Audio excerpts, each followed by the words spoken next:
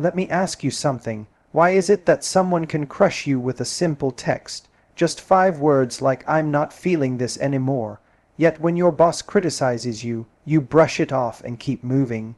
Why does dating feel like the one arena in life where a single rejection can shake your confidence, your mood, and sometimes even your sense of worth? The truth is, dating doesn't just test our feelings, it tests who we believe we are.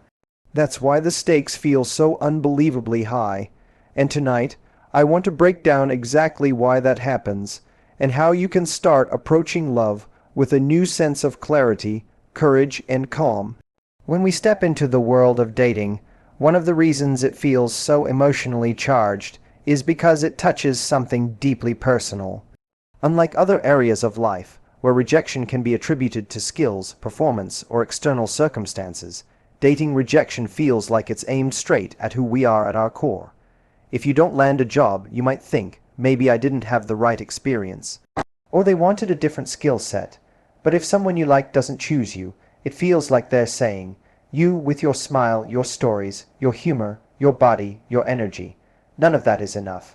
That's why rejection in dating stings more than almost any other area of life. It isn't just about what you do, it's about who you are, and that's what makes the stakes feel so high. But here's the truth we often forget. Rejection in dating isn't a final judgment on your value as a person. It's not a life sentence declaring you unworthy of love. It's simply an expression of compatibility, or in some cases, incompatibility. Think about it. You've probably met wonderful people in your life, people you respect and admire, yet you didn't feel romantic chemistry with them. Did that mean they were unworthy? Of course not. It simply meant the fit wasn't right. The same goes for you. When someone doesn't choose you, it doesn't mean you're lacking. It means the unique combination of energies, values, timing, and attraction just didn't align in that moment. What we tend to do, though, is internalize rejection. We make it mean something about our desirability, our personality, even our future chances at love. That's where the danger lies. We let one person's preference become a mirror of our worth. And the problem with that is obvious. If your value is constantly tied to other people's choices, you'll forever feel unstable, like you're living on shaky ground. The work, then, is in reminding yourself that rejection is not a reflection of your totality. It's simply feedback that this wasn't the right connection. When you shift your perspective this way, the emotional weight of dating changes. You stop asking, "What's wrong with me?" and start asking, "Was this truly the right fit for both of us?" You realize that someone else's inability to see your value doesn't erase your value. The same way a person might not like your favorite song doesn't make the song less beautiful. A person not choosing you doesn't diminish your essence. Dating becomes less about defending your worth and more about finding the places where your worth is recognized naturally. And when you anchor yourself in that truth, rejection no longer feels like a personal attack, it feels like redirection towards something better. When you meet someone who sparks your interest, it's incredible how quickly the mind can shift into overdrive. Suddenly, this person feels like the rarest gem in the world. You catch yourself checking your phone every few minutes, replaying conversations in your head, worrying about whether you said the right thing. That anxious urgency doesn't come from love. It comes from scarcity. Deep down, many people believe that finding someone special is like winning the lottery, and because of that, they put all their hope and energy into the one person who shows up. The moment you think, "This is my only chance," you've already given away your power. Dating feels high stakes because you've told yourself that love is rare, and that belief makes you act from fear instead of freedom. But here's the truth. There isn't just one person in the world capable of making you feel connected, understood, and excited. There are countless people who could light up your life in meaningful ways. Think about it. Out of billions of people, do you really believe that only a handful are capable of being your match? The scarcity mindset is an illusion, often shaped by past disappointments or by seeing people around you settle down while you're still searching. It makes you feel like time is running out, that your options are shrinking, and that if you don't hold on tight to the one person in front of you, you'll end up alone. That pressure doesn't make dating fun or authentic.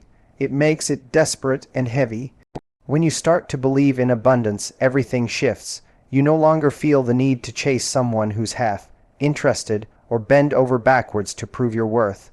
You stop putting one person on a pedestal just because they gave you attention. Instead, you stand in your value and remind yourself, if it's not them, it can be someone else. This doesn't mean you treat people as disposable. It means you recognize that you have options and that you don't have to compromise your self-respect to keep anyone.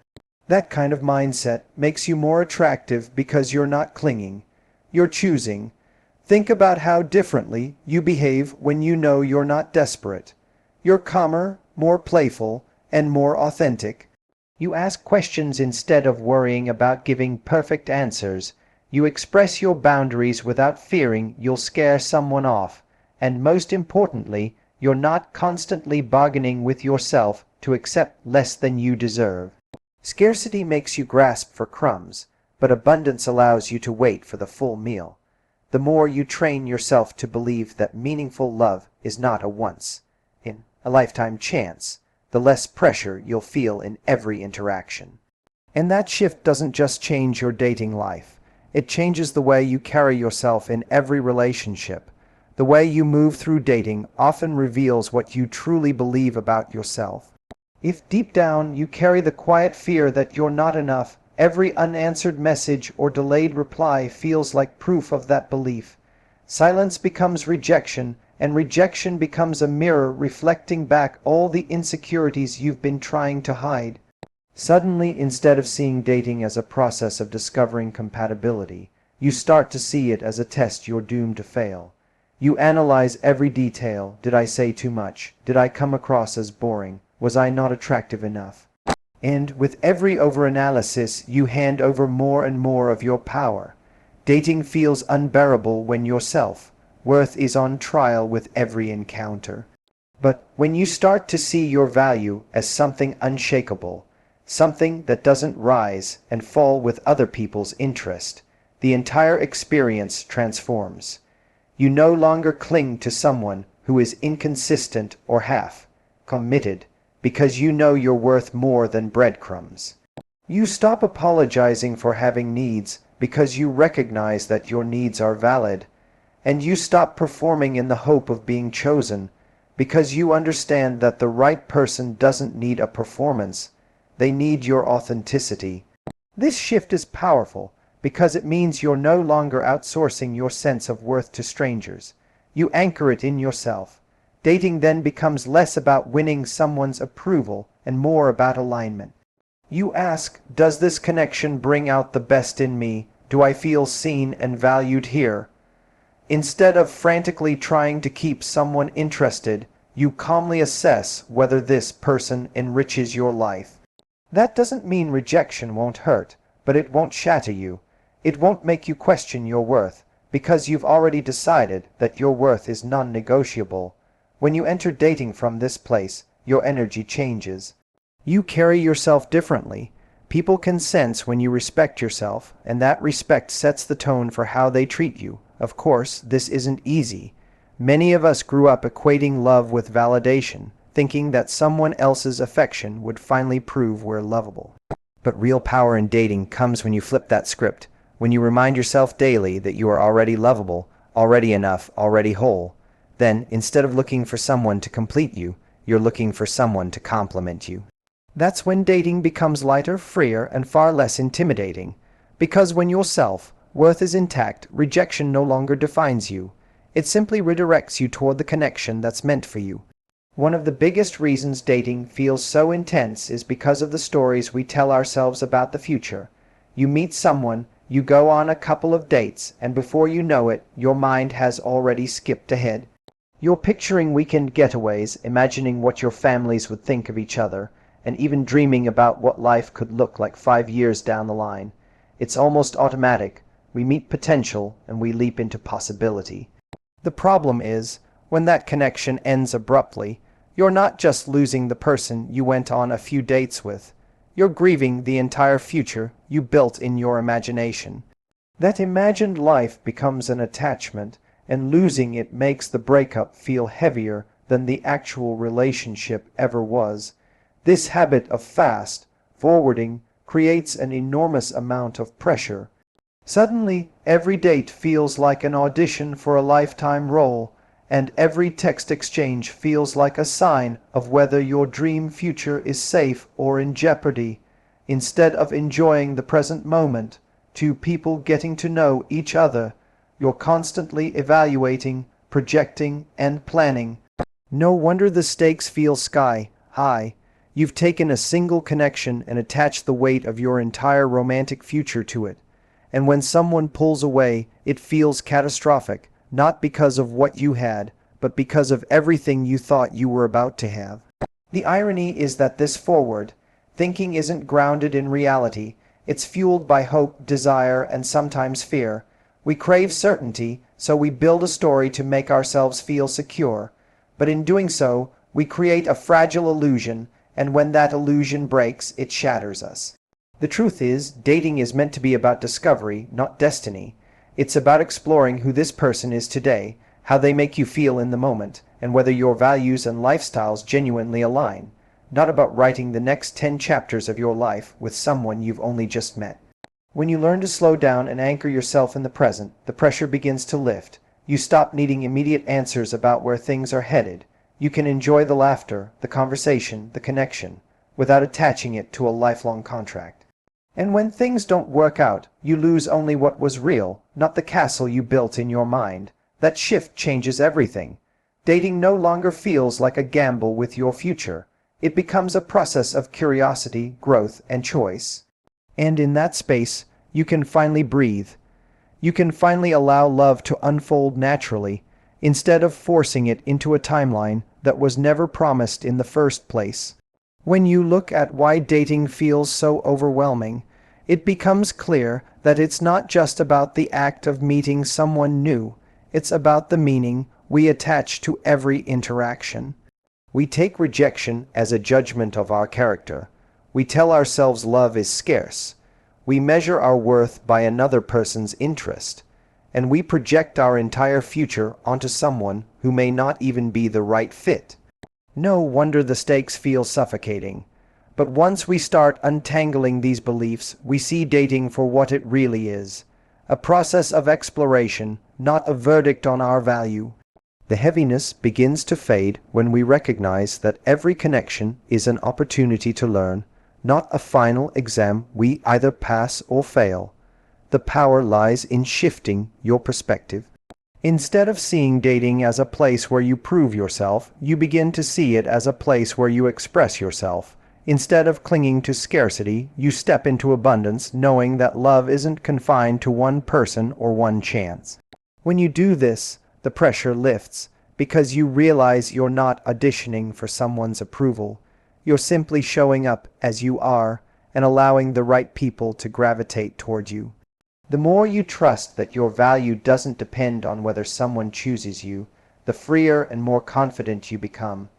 This doesn't mean rejection won't sting, or that disappointment won't sometimes catch you off guard. But it does mean you'll no longer let those moments define your self-image or your future. Rejection won't be a scarlet letter. It will simply be redirection. Instead of spiraling into self-doubt, you'll recognize that every no brings you closer to the yes that matters.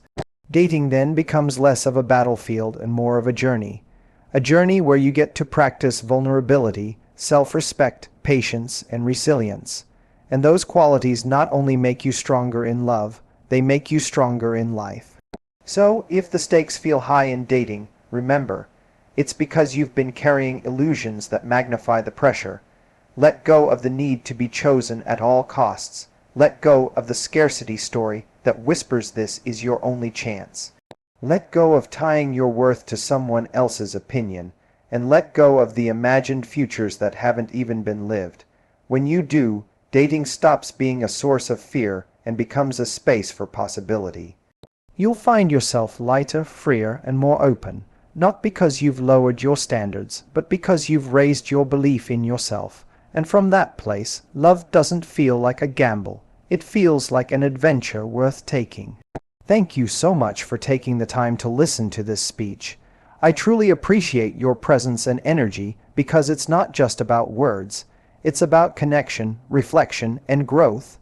If this message resonated with you, remember that your value in love and in life is never defined by anyone else's approval. You carry within you everything you need to create meaningful, fulfilling relationships. As you move forward, take these insights with you and remind yourself that dating is not a test of your worth. It's a journey of discovery. Protect your peace, honor your standards, and never forget that the right connection won't require you to shrink or prove yourself. It will meet you exactly where you are.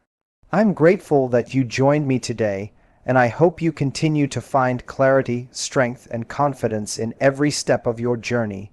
Your growth matters, and every time you choose yourself, you step closer to the love you truly deserve.